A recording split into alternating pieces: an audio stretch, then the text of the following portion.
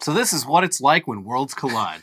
Good reference. This is what it's like. Permanent main character in the field of tech, Elon Musk, has teamed up with aspiring main character in the field of U.S. politics, Ron DeSantis, in a crossover to show just how powerful these two titans can be when their powers are combined. This is what it's like when worlds collide! And folks, this really is the crossover that gets it right. Yeah. But let's start at the beginning.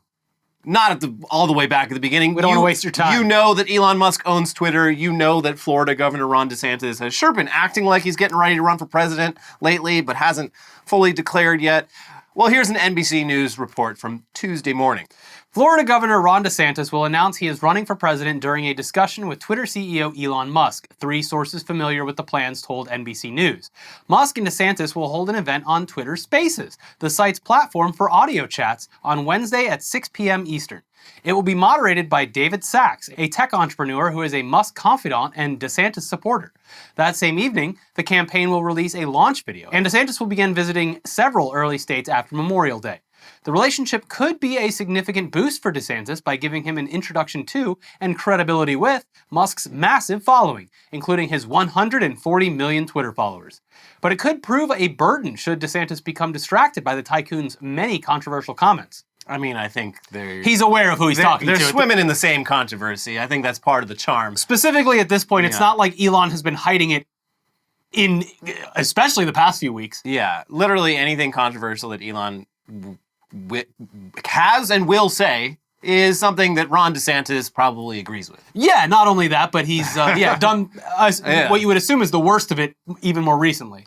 So like we've been saying throughout this whole will he, won't he saga, the deadline for filing to run for president is fast approaching.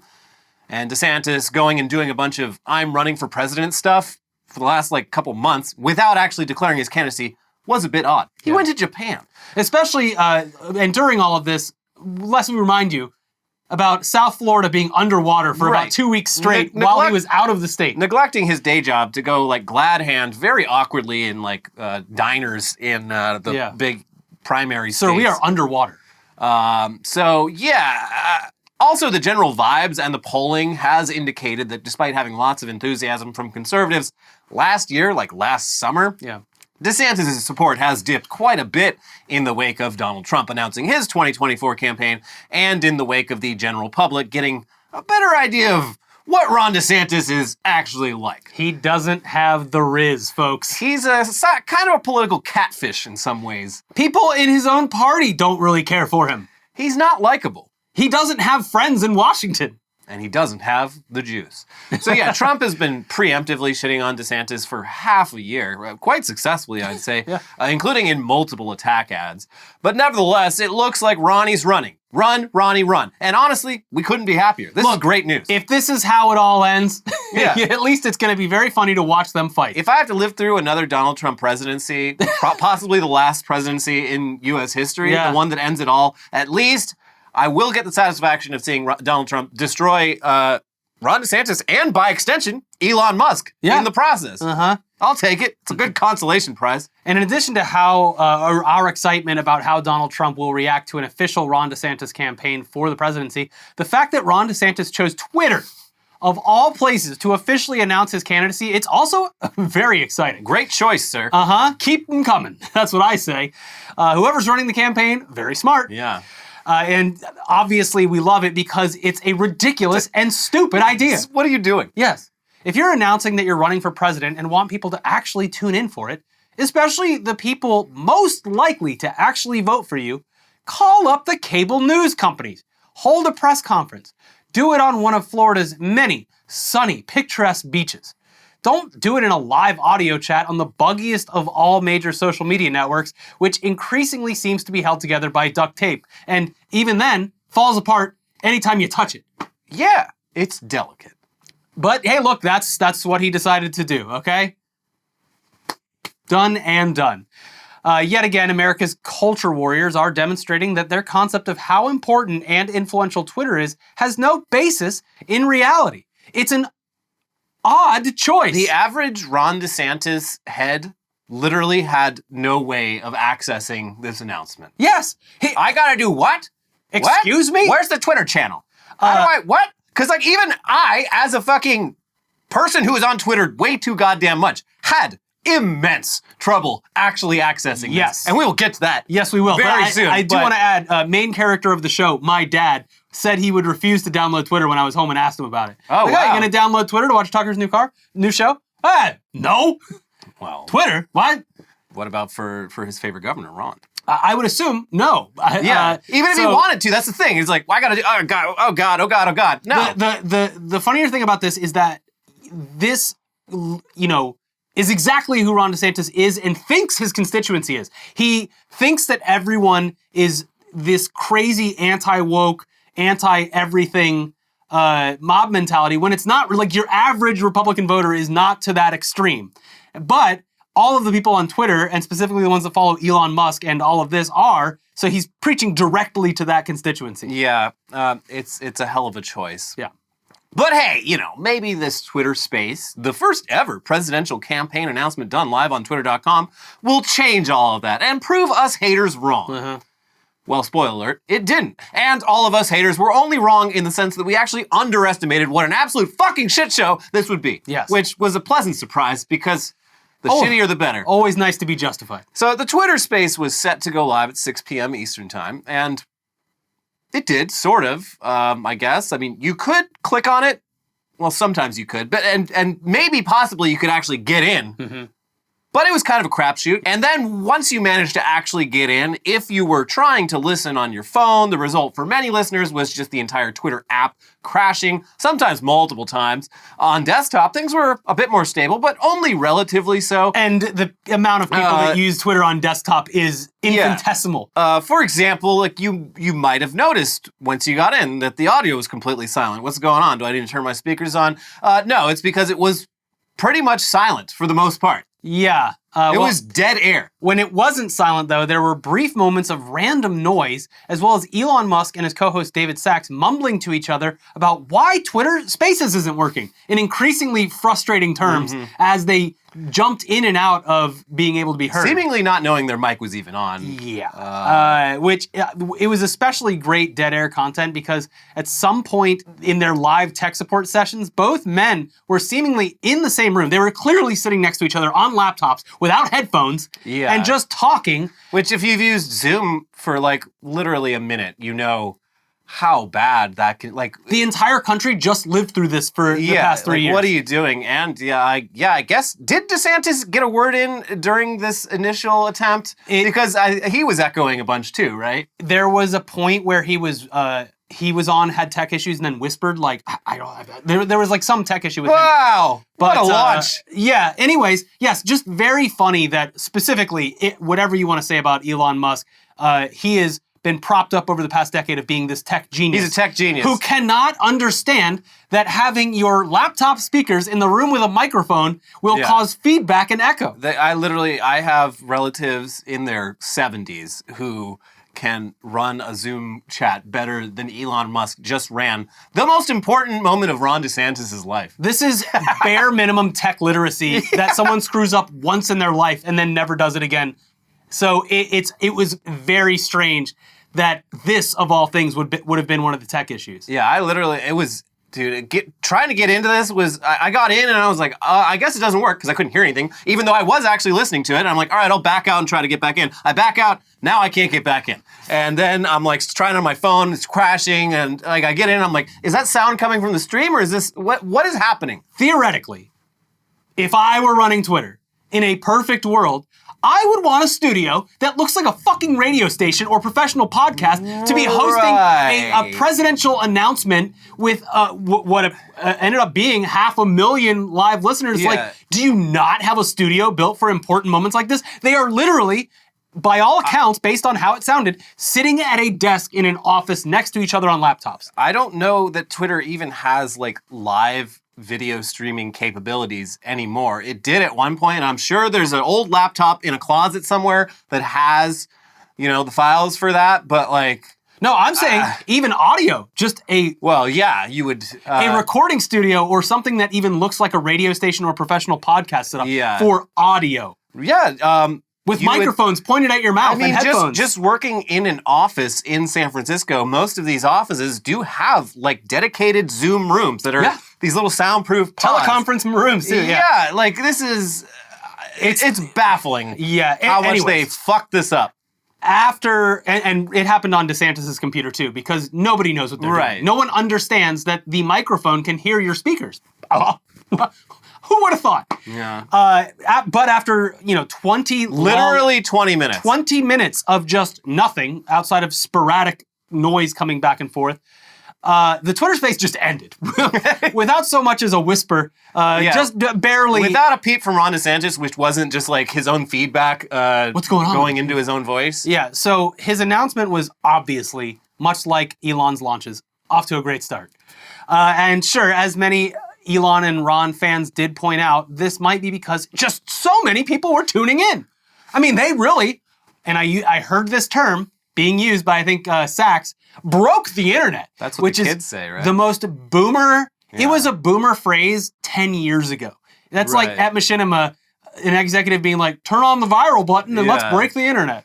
So yeah, they broke the internet, kids, except even at its peak, there was only around 500,000 listeners, which many have pointed out is less than what popular full HD audio and video Twitch, YouTube, and Facebook streams have handled without any issue. Yeah, AOC, she's just like, we got like almost double that streaming Among Us on Twitch. And it's weird how these other platforms have no problem.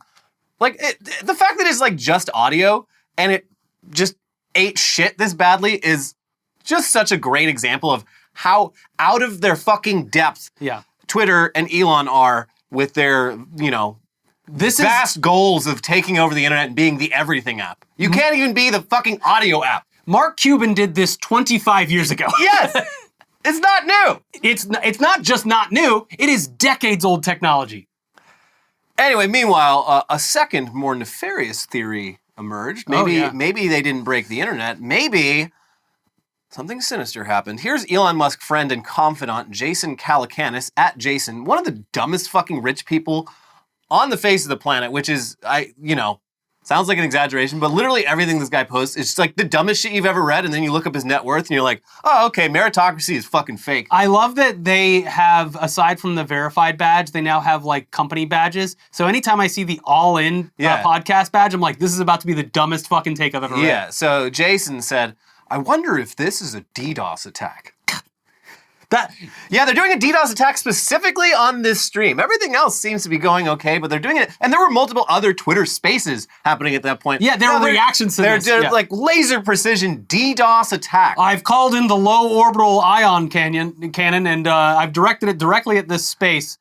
No, this is what happens when your servers are overloaded and you don't have a competent staff making sure that things are working operationally. And here's conservative commentator and Ron DeSantis fan and also moron, Bill Mitchell. Is Twitter being hacked? Don't forget, there are still some leftist techies there at Twitter. One of them may have thrown their shoe into the machine. I have to picture that he pictures that actually literally. Yeah. Like someone threw their shoe into the series of tubes that creates Twitter. And now it's all guffed up. Still has PTSD from when George W. Bush got shoes thrown at his head. Yeah. So yeah, big if true, boys, big if true. Definitely has nothing to do with Elon firing most of Twitter's employees and running the entire site with basically a skeleton crew for the last 6 months. It's definitely the woke hackers and the Antifa deep cover operatives right inside Twitter's own HQ. Yeah. They were waiting for this specific moment to mildly inconvenience the conservative user base on Twitter. They did it. Anyways, eventually Elon and David set up a whole new second Twitter space free of any of those technical issues and without half the audience who turned in for the first go-round, which was also, this one was harder to find. Yeah, no, because it wasn't being promoted on Elon's page, which was what everyone had gone to initially because he was the one who set it up. So I don't even think maybe he did like at the last minute, but I don't think at Ron DeSantis even posted a link to this. Or at least when I checked like 10 minutes before the stream. There was a visual indicator that you could click, but no, I don't. And also, Ron DeSantis has like 3 accounts now because of his presidential run. It's all very confusing and stuff that they should have worked out beforehand. But anyways, Meatball Ron rattled off a quick and very unenthusiastic announcement that he is running for president, in which he managed to say the word woke roughly 100 times. If this is his stump speech, I am ready to be bored for the next year. Yeah, it was weak sauce. Yeah. It bears repeating that this man simply does not have the juice. And hearing him on this conversation, he don't got the riz either. No. And that is especially clear when all you're getting from him is the sound of his voice at dial-up audio quality. Yeah, like there is something to be said that like the visual image of Ron DeSantis, like, okay, I get it. Like he fits the sort of broad-shouldered profile of a conservative, tough guy politician, but the man's voice, like, I'm Ron DeSantis, and I'm running for president. He doesn't got it. I made. I don't need pudding. It's got sugar, man. I made the mention on Twitter, but especially David Sachs, whatever. I mean, he was just, it's whatever. Elon Musk, though, hearing Elon Musk say or do anything is so painful because he's so awkward and stumbles over every single word. Yeah, and I know you're going to point out that he said he has autism or whatever, but like, okay, then why are you posting? Yeah, like Mark Zuckerberg is also terrible at public speaking, but he actively avoids doing it except for his vanity project, the metaverse. But that, hopefully he saw how that worked out and adjusts accordingly. But a lot of these tech guys are a little maybe on the spectrum, and they generally don't try to be fucking stars. Elon, he yearns for the limelight.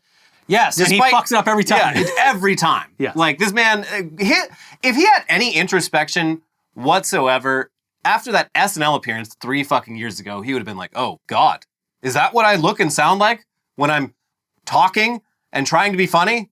I think I'll just stay behind the screen from now on. But no, it seems to have fueled his delusions of grandeur. Anyway. After giving his stump speech, Elon and David basically just pivoted the conversation away from Ron's big announcement. Thanks, Ron. We'll take it from here. Yeah, it's talking about how Twitter is super important and how important Twitter is specifically when it relates to free speech and yada, yada, yada. This was a very funny part of the entire DeSantis talked for 2 minutes, and then they were just like, all right, anyway, back to Twitter, and then every guest that they brought on to do a guest question for Ron DeSantis, it really seemed as though they were under the impression that they had to kiss the ring of Elon Musk before they got into the Ron DeSantis stuff, because every person was like, hey, first I want to say Elon Musk, great job buying Twitter, probably the best business decision anyone's ever made. Me, I love coal, but I own a Tesla myself. This is like doing your announcement on Fox News and then spending most of the broadcast talking about how smart Rupert Murdoch is. Yeah, or like Sean Hannity. It's fucking, what are you doing? It was painful because, if you are a Ron DeSantis fan or a conservative who's happy about this, you would be annoyed by the fact that no one's paying attention to what's happening with him. You would think, but the crossover between Elon and DeSantis, I think, is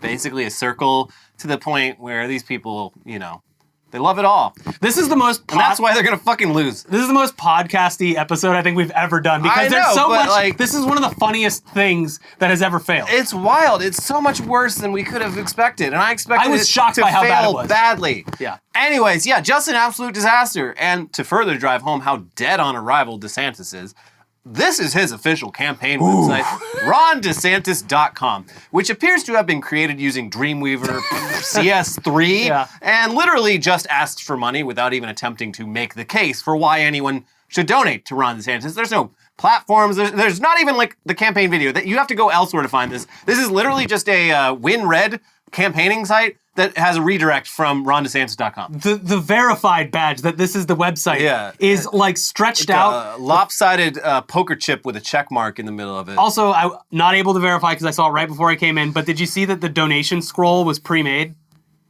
If someone just went to the HTML or the CSS or whatever, and the donation scroll is pre-made with pre-made donation numbers and names, and it's just a repeating file that scrolls. It has no basis in reality. It's just like Joseph F. donated $46. Whatever. I don't feel bad for anyone giving this man money. So get scammed, motherfucker. Anyway, of course Donald Trump is yucking it up. This man, he's been starving. And Ron DeSantis just made him the biggest bowl of spaghetti he's ever eaten. He brought him a big tray of Big Macs and fries. Delicious! Donald Trump's having a great night. Best night of his life. Over on Truth Social. I do wish, some people were thinking he'd he'd come into the Twitter space, like, just after not using Twitter for like 4 years, just like you see his little avatar pop into the, because you see all the like big users who are listening. It'd be so fucking funny if Trump's popped up in there. It would have been the funniest thing that ever happened. Yeah, I'm kind of pissed that he didn't do that, Yes. but he is having a good time with this on Truth. He posted, "Wow, the DeSantis Twitter launch is a disaster. His whole campaign will be a disaster. Watch." And is the DeSantis launch fatal? Yes! Along with a video showing footage of his own announcement, intercut with footage of various technical issues on the DeSantis stream. Let's just show it. We do have to replace the Proud to be American music over the Trump footage. I'll just put the national anthem for some shit. Here you go.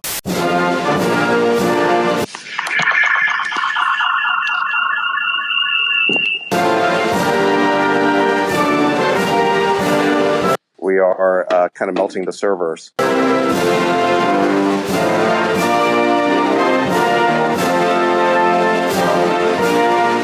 To freedom and is willing to put his money where his mouth is, upset the narrative control imposed on us by our government.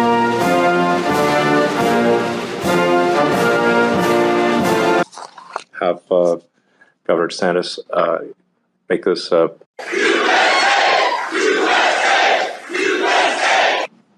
We're just trying to get it going.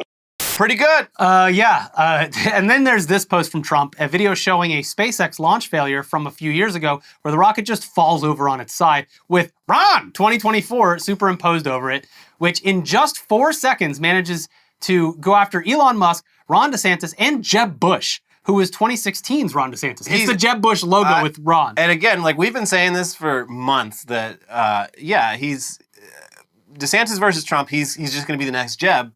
And he's shown evidence of this, like being attacked and just like not knowing how to fight back. But I love that Donald Trump is fully embracing. He's just like, is that why he's calling him Jeb. Rob now? I don't know. I think that's just like the power play. It's the asshole thing where you say someone's name wrong. Yeah. He's such a great asshole.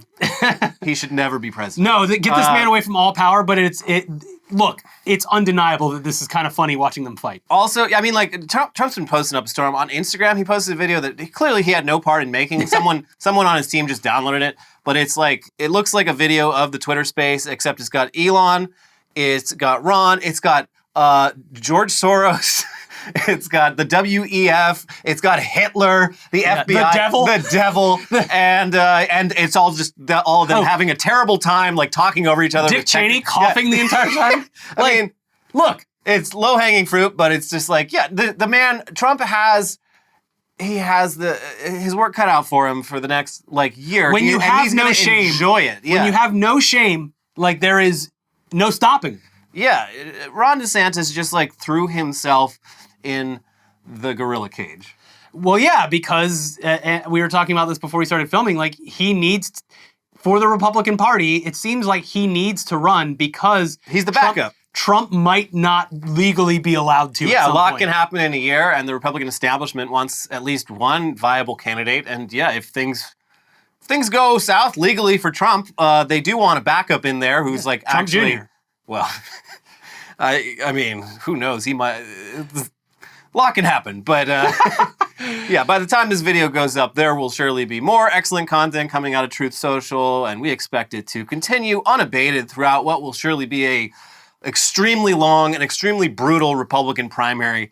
Even it wasn't Biden, obviously. Whoever's on Biden's social team, this even gave them a little pep in their step. They were posting some actually funny, good posts. When Joe Brandon is dunking on you as a conservative, that's you've really fucked up. So just incredible. What a time to be alive. Maybe the last time to be alive. Also, exciting news on the Democratic side. The frequency and virality of posts from one Hillary Clinton is reaching new highs. Hillary? Boom! It'd be like Hillary showing up in the spaces. I don't think Dianne Feinstein should retire. She simultaneously is like, I don't think Dianne should retire, but also Biden might be too old. Yeah. You need some young blood in there, like me. Yeah. Person who is, 3 or 4 years younger than Joe Biden and lost a fucking slam dunk election. Yeah. I don't remember asking you a damn thing, Hillary. It is. I'm getting that hairs raising on my neck. Now, the past week, I've seen a boost in frequency of her posts and her stepping back into the limelight. I'm like, what are you doing? What are you doing? You're not about to do it, are you? You're not going to do it again, right? Swear to fucking God. Swear to fucking God. Well, unfortunately, that's not the only Elon Musk news that we have for you today. Fortunately, though, the other news we have is also very funny and reflects very poorly on Elon Musk. That's good stuff. He and Twitter are being sued yet again. This time by some former longtime Twitter employees who held senior positions at the company before being ousted. The lawsuit is mainly about Elon failing to fulfill Twitter's severance obligations after giving these employees the boot, and in some cases violating the law by firing them, but also contains some very interesting behind-the-scenes anecdotes of the early days of Elon Musk's Twitter. So let's just read some selections from this lawsuit. Yeah, I love good legal reading material, and this is some good legal reading material. Yeah.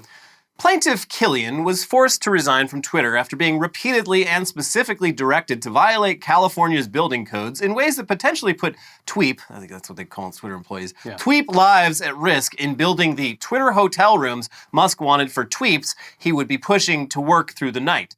Plaintiff Hawkins was forced to resign after Musk and his transition team fundamentally changed the nature of her job and threatened her professional reputation by directing Twitter to breach its leases and essentially steal space from its landlords. Quote, Elon doesn't pay rent, one member of the transition team told Hawkins. Another member of the transition team put it more bluntly to Killian. Elon told me he would only pay rent over his dead body. Both Killian and Hawkins were told that for Musk, the fact that Twitter was legally or contractually obligated to pay a particular sum would be irrelevant to the decision of whether to actually pay it when that amount came due, that Musk operated on a zero-cost basis, and that Twitter would therefore simply decide afresh for each significant expense whether or not it wanted to pay what it owed. So let's read more from the lawsuit. Davis told Killian that Musk wanted to add a bathroom next to his office so that Musk didn't have to wake his security team and cross half the floor to use the bathroom in the middle of the night. We brought that up recently as a very funny anecdote to the whole saga. Killian explained that it would take time to get the necessary permits, but promised to begin that process right away. In response, Davis instructed Killian not to bother with obtaining permits because, to paraphrase, we don't do that. We don't have to follow those rules. Shocked, Killian reminded Davis that if they did not get a permit, no licensed plumber would perform the work for fear of jeopardizing their license. Davis responded by instructing Killian to hire an unlicensed plumber instead. Jesus, these Mario brothers, I've heard good things. Killian attempted to explain that the use of licensed tradespeople was a condition of their lease, and that failure to abide by it would put them in breach of that lease. Davis responded that management did not care about any of this, that they weren't interested in ensuring that the work was performed in accordance with the standards required by the lease, by the city of San Francisco, by the state of California, or any other authority. They just wanted it done. Get it done. I don't care about the safety features on that child submarine. We got kids to save. And here's a little more about Elon doing, that unlicensed remodel of Twitter HQ. It got worse. Killian was instructed to install space heaters in the hotel rooms in further violation of Twitter's lease. Killian was also instructed to place locks on the hotel room doors, a request that betrayed the lie that these were intended to be temporary rest spaces for exhausted tweeps. California law requires locks that automatically disengage when the building's fire suppression systems are triggered. Killian was repeatedly told that compliant locks were too expensive and instructed immediately to install cheaper locks that were not compliant with life safety and egress codes. Again, Killian protested that no licensed tradesperson would perform work that violated the building code. Killian protested that installing these locks would put lives at risk, that in case of an earthquake or fire, the latter of which was made dramatically more likely by the non-compliant electrical work and the presence of the space heaters he had instructed to install, these locks would remain locked, blocking first responders from being able to access the rooms and the tweeps within. Nobody cared.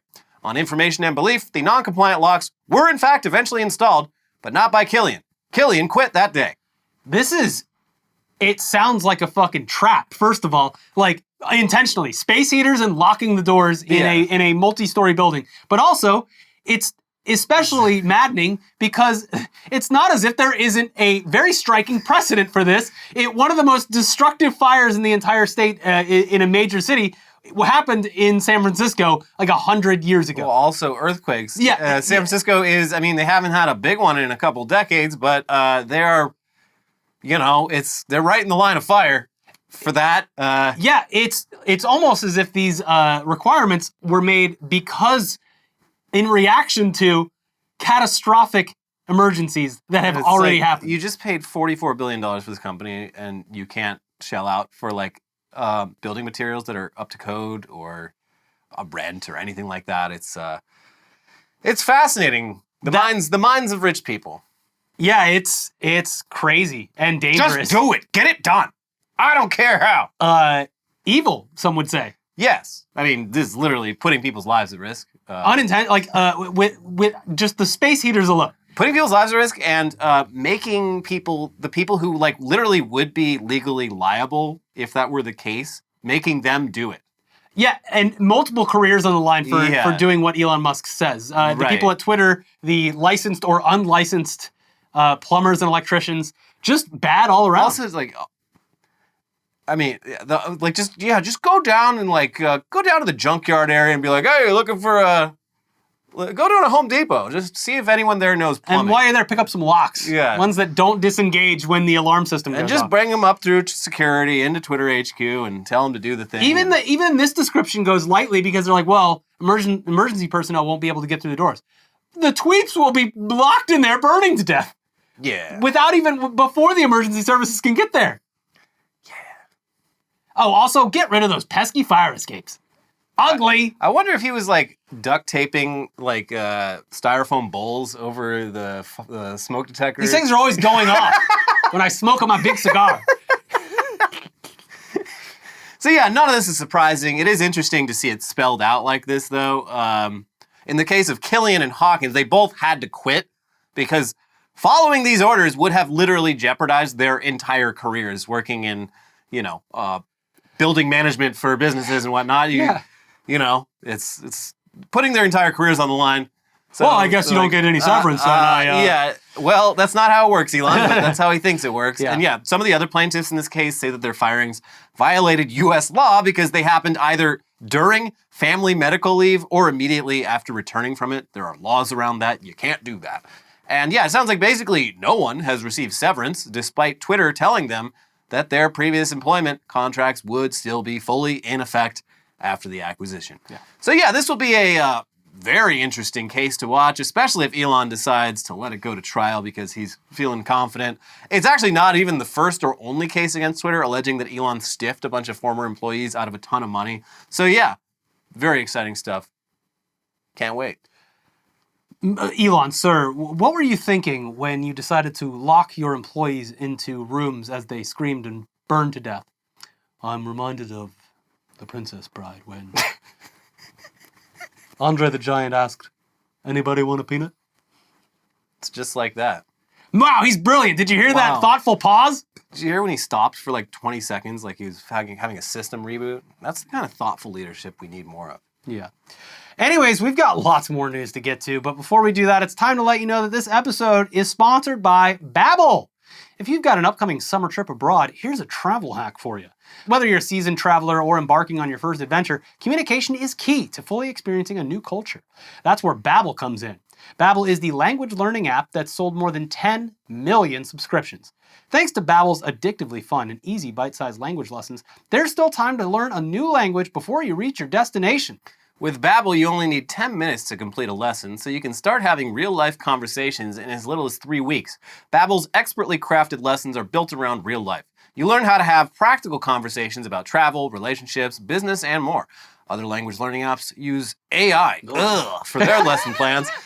But Babbel lessons were created by over 150 human language experts and voiced by real native human speakers, not computers.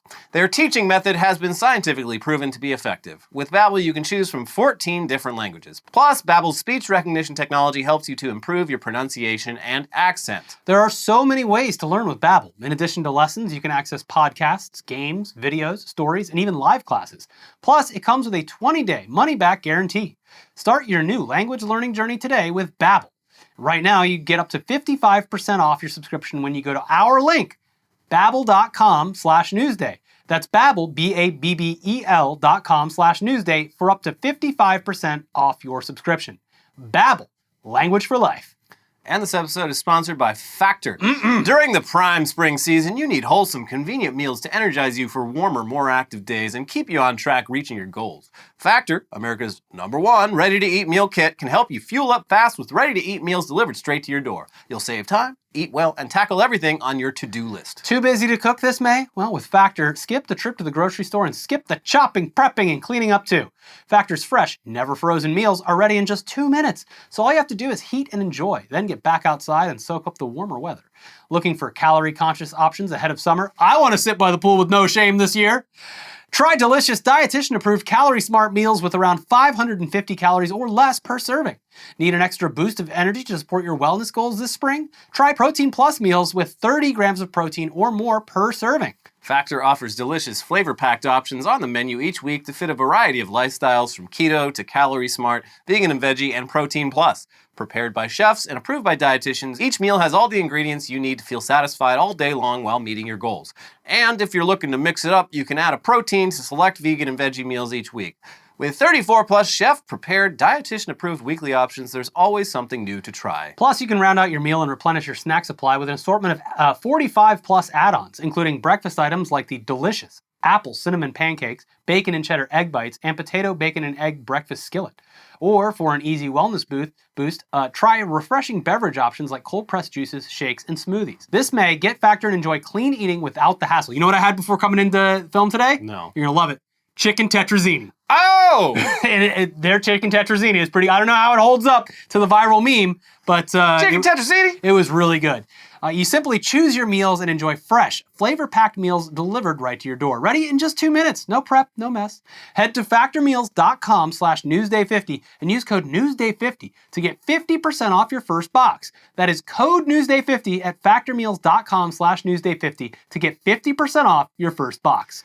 All right, back to the news now with, unfortunately, Ooh, some more Twitter news, but not Twitter news about Twitter itself. Rather, the tremendous opportunity that Elon Musk has created by turning his platform into a cesspool and opening up the microblogging space to serious competition for the first time in over a decade. So ever since Musk's takeover, many Twitter users have been looking for a new platform that could properly emulate the pre-Elon Twitter experience. And so far, they haven't really found it. The closest thing to what they're looking for currently is Blue Sky, but the invite codes are still pretty hard to come by. Don't ask, they haven't given me one yet. Yeah. The functionality is still relatively limited, and the biggest problem for me, at least, is there's just not enough people on there to make it a true Twitter competitor. It takes me 10 minutes. I've kind of read all the posts. You need the drive-by unhinged post that goes viral every once in a while to really stimulate the platform. It feels like you're showing up to the party at 7:30 and you're like, all right. Look, there's some fun going on there. I've seen more pictures of Alf's dick in the past 2 weeks than I'd ever care to see before. But, overall, it's a more wholesome experience, but it's just not there yet as far as unhinged shit posting. Right. Yeah. It does have potential, like we said, though. It could be the next big thing. But while Blue Sky is taking the slow and steady route, a new challenger has emerged. And his name is Mark Zuckerberg. Okay, well, bye. So, it's going to be an immediate deal breaker for a lot of people out there. But then again, while Facebook is truly a toxic wasteland, Instagram's reputation has remained mostly positive, despite also being a part of the Meta family. And it looks like Meta has very wisely decided to make their Twitter clone an extension of Instagram rather than Facebook. Also, a clear sign that they are well aware of how little Facebook is actually being used by the people they want it to be. Let's not use that word anymore. Yeah, so at least Instagram has active and engaged younger users. Right. It's apparently launching soon, possibly next month. And the one good thing that this has as opposed to Blue Sky is whoever's on it has probably already been on it for years and has a built-up following and follower base. Right, your Instagram account is like fully transferable onto this. Yeah, so it makes sense. You're already following the people you like. The people that like you are following you. It's easy. You don't have to start over. So it doesn't even have a name yet, but tech journalist Leah Haberman managed to get a hold of some internal marketing slides showing what looks like a weird hybrid of Instagram and Twitter. Here's The Verge with more. In the app, you'll see a feed, and you can make text posts up to 500 characters long with attached links, photos, and videos. The app looks pretty much like if you mixed Instagram and Twitter together, based on 2 screenshots included in the leaked marketing slide. And Meta will apparently have some good moderation controls from the start, equipping you with settings to control who can reply to you and mention your account, the slide says. Any accounts you've blocked on Instagram will apparently carry over. Perhaps most significantly, though, the new Instagram text app will have an element of decentralization as well. Soon, our app will be compatible with certain other apps like Mastodon, Instagram's slide says. Users on these other apps will be able to search for, follow, and interact with your profile and content if you're public, or if you're private and approve them as followers. Presumably, that compatibility will come through ActivityPub, which Meta has been exploring alongside other tech companies. Wait, so I thought this was going to be integrated into the existing Instagram app. No. Okay, this is going to fail. Well, it might not fail, but it's going to be a much harder sell. I mean, obviously, this is all leaks so far, but yeah, it sounds like it's going to be a standalone product, but I wouldn't be surprised if initially it's like a separate tab in Instagram. It needs to be. Reels wouldn't be as successful if it wasn't integrated into the app that everyone's already using. And the Instagram app, as it stands today, isn't used for its initial purpose. Like, people don't really post on the main feed anymore. They do their daily updates that are gone after a day. That is true. It has evolved in the way it's used, and I think this would be a great step in continuing that evolution. It would still need to be a separate feed, though. Like, it would just be fucking weird. Yeah, no, it has to be a separate thing on the bottom. Yeah. Or part of your daily... I don't know. I mean, this is all early days, and it's weird that this is even... But no one ever asks our opinion. I know. These tech companies never call us. We're giving you free advice here. We really should be charging. We are consultants by law. Yeah. So hope the check's in the mail. Goodbye. Anyway, so far, despite this being a Meta product, we don't actually hate what we're hearing here. If nothing else, this kind of thing is exactly what the decentralized social ecosystem needs. It could allow people to dip their toes into Mastodon without actually having to go through the very annoying process of setting up a Mastodon account. Deal breaker. But you, of course, have to wonder what's in it for Meta. Honestly, it's just more activity. When it comes down to it, more eyeballs, more activity. They can put more ads in between each immediate post. sense, yeah. But yeah. The answer is presumably the same as always, harvesting boatloads of your personal data. Still, if this inspires more developers to come up with easy entry points for decentralized social media, that's a good thing. For now, though, Blue Sky seems like the promised land. They just need to hurry the fuck up with those invites.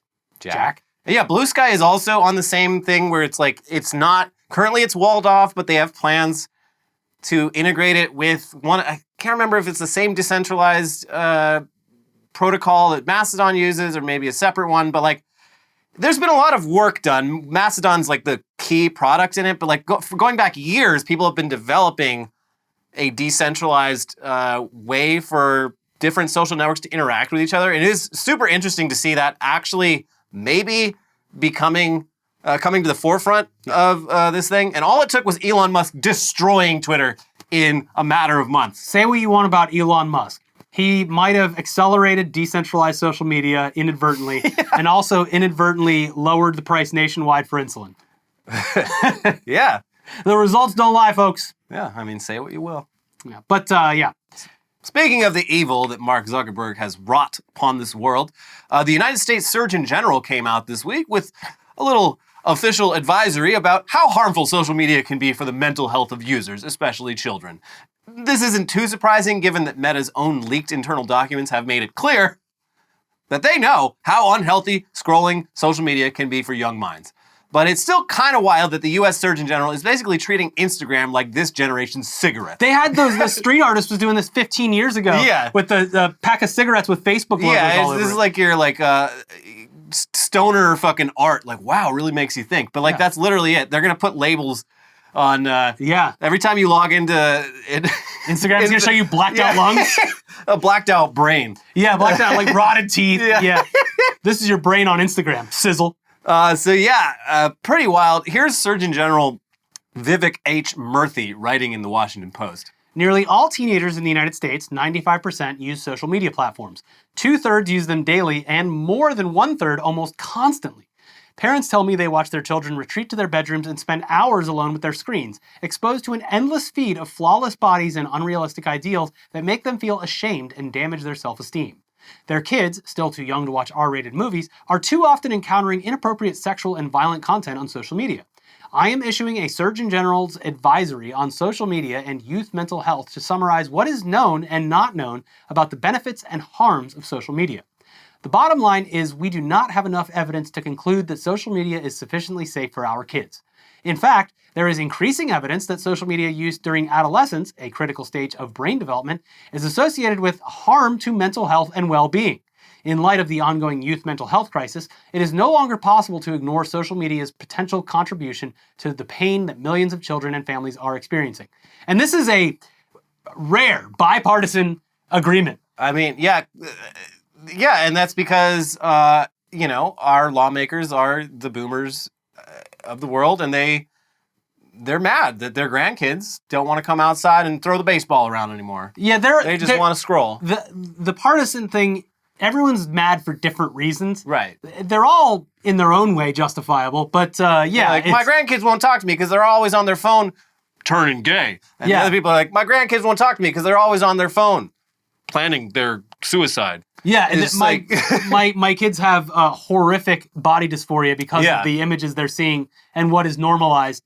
And, a lot of it is like families who you see Instagram and you're seeing the best parts of people's lives. Yeah, that's all they it's a upload really for the most part. unhealthy way to live. And honestly, it improves a lot like as you get older and everyone just stops using social media way less. Yeah. Yeah, no, and you become more content with life and realistic about it. And you're also doing way less shit. Like when you're young and you see, it's just like, oh, well, everyone's always partying. That's how it's hanging out with each other all the time, and I'm here at home. And it'll, especially when you're young and your brain is literally still being developed, and your emotions are completely out of whack due to hormones. It's not good. No. It's a bad combination. You need to touch grass and pick up a football. Yeah, but no tackle, only two-hand touch. Yeah. Maybe flag. Yes. Just put some socks in your belt loops. Anyway, Surgeon General Murthy goes on to acknowledge that in many cases, social media, it can be beneficial to young people, especially marginalized youths. It allows them to connect easily with friends and family. It can be a sort of support system if they don't have one in real life. Start a group chat. But he also says that there is a direct correlation between higher social media use and higher risk of mental health issues for teenagers, with online bullying being a big reason, but also just the fact that social media can put children in contact with strangers who might not have their best interests at heart. Mm-hmm. And he points out that a lot more research needs to be done, and that currently the social media platforms do not voluntarily provide enough data for anyone to do so. Luckily, there have been leaks, sir. Please, look over those leaks. So that's the first place to start. I mean, this advisory is pretty much toothless at this point, but it does provide guidance on, things that might be positive steps. And it's at least good to get the word out that social media is, in fact, literally rotting everyone's brains, kids especially. The Surgeon General said so. It's tough out there for the kids. I feel terrible. I wish it was easier. That's why I'm going to raise my children in a cave. Yes, perfect. Yes. They'll not know. The only social media will be drawings on the wall. Oh, you want the Facebook wall? Why don't you hit the cave wall? Get a candle out, my Junior. son, who I will name Plato. Yeah. Or was it Socrates? Anyway, something Greek. They will live in a cave until the age of 18 when they come out of the cave. We theorize all day. Yes. But only knowing what lies within the cave. Yes. Anyway, speaking of how tough kids have it these days, let's close out this episode with yet another story about how ChatGPT is ruining education. And we've talked a lot about how the education business is having a very tough time adjusting to the existence of AI chatbots that can just do the students' homework for them. And while the concern has mostly been focused on students cheating, another equally troublesome issue is students getting falsely accused of cheating. There's plenty of tools that have emerged which can give a rough estimate of whether something was written by an AI, but there isn't any surefire way to do it. And one absolutely not surefire way to do it is to feed text into ChatGPT and ask it if it's AI written. Oh yeah, this looks like my work. Yep, that was me, genius. ChatGPT literally just strings words together. It can't do that. Yeah, it's not within its capabilities. And yet, recently, a professor did exactly that, and it went about as well as you would expect. Here's Rolling Stone. A number of seniors at Texas A&M University Commerce, who already walked the stage at graduation this year, have been temporarily denied their diplomas after a professor ineptly used AI software to assess their final assignments, the partner of a student in his class, known as Deer Kick on Reddit, claims to Rolling Stone. Dr. Jared Mumm, a campus rodeo instructor who also teaches agricultural classes, sent an email on Monday to a group of students informing them that he had submitted grades for the last 3 essay assignments of the semester. Everyone would be receiving an X in the course, Mumm explained, because he had used ChatGPT, the OpenAI chatbot is actually called ChatGPT, to test whether they'd used the software to write the papers, and the bot claimed to have authored every single one. Well. Looks like I fed it into one of your GPTs, and I got some results that are shocking. And this is not because you all called me a clown when I told you that I was in the rodeo, although that did weigh on my decision. I've got you all in my lasso now. They kept calling me a barrel racer, goddammit. Got you all in the barrel like a bunch of clowns. I do right now, and now the horns are coming out. Yeah! You better walk backwards across that stage. It continues, I copy and paste your responses in ChatGPT, and it will tell me if the program generated the content, he wrote, saying he had tested each paper twice. 2 times! He's Santa Claus, goddammit! He offered the class a makeup assignment to avoid the failing grade, which could otherwise, in theory, threaten their graduation status. There's just one problem. ChatGPT doesn't work that way. The bot isn't made to detect material composed by AI, or even material produced by itself, and is known to sometimes emit damaging misinformation. With very little prodding, ChatGPT will even claim to have written passages from famous novels such as Crime and Punishment. Educators can choose among a wide variety of effective AI and plagiarism detection tools to assess whether students have completed assignments themselves, including Winston AI and Content at Scale. ChatGPT is not among them. And OpenAI's own tool for determining whether a text was written by a bot has been judged not very accurate by a digital marketing agency that recommends tech resources to businesses. So yeah, and the students even tried to show the professor like timestamps in their Google Docs files to show that, they had in fact manually written their essays. They'd type stuff out, backspaced. It was written by a person. They didn't just copy and paste shit. But the professor rejected this because the professor clearly doesn't understand a whole lot about technology except what they've seen in the news. What do you mean you edited it? Oh, you edited it? I put it into the nefarious. MotoGP and it said that you were racing around this script. Timestamps, you're stamping the time. Well, now we have a whole new issue and I'm sending this straight to the dean. And yeah, as proof of how stupid this is, some Reddit users pasted the professor's email to the students into ChatGPT and asked whether it was AI written. And ChatGPT responded that it very well may have been AI written. It's got some very suspicious things in it.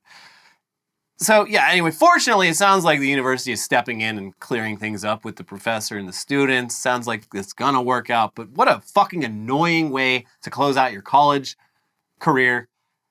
And yeah, it's just another stupid example of how poorly equipped our entire educational system is for what AI can do. Yeah.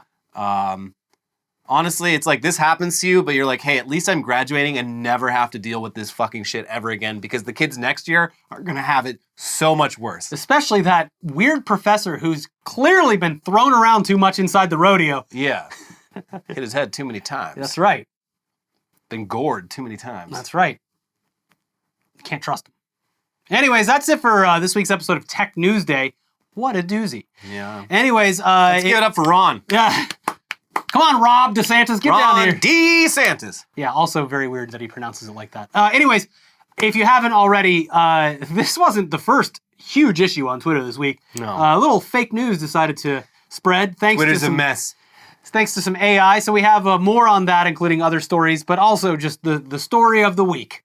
Orcas sinking boats. Yeah. If you want to find out more, click the videos over there. Wait, like the video. Oh my God, I'm so stupid. This is going to get 0 likes. Prove me wrong. Like it. Like the video. Like it. Like it right now. Like it. God, Like it. I can't believe I messed that up. Like the 0 video. likes. Like it. Bye-bye. Bye.